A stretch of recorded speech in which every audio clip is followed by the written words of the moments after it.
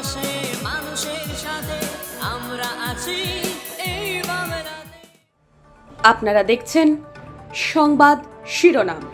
দেখলেন তো অনেক কিছু, এবার দেখুন নতুন কিছু।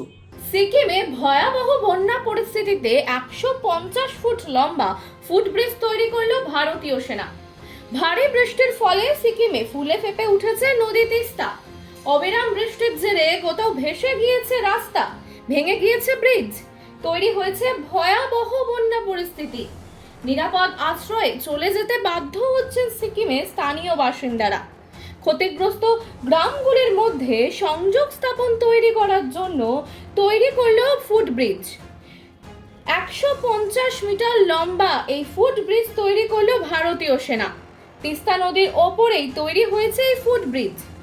অত্যন্ত প্রতিকূল আবহাওয়া এবং কঠিন পরিস্থিতির মধ্যেই সেনাবাহিনীর ইঞ্জিনিয়াররা তাদের অতুলনীয় প্রযুক্তিগত দক্ষতা প্রদর্শন করেছে।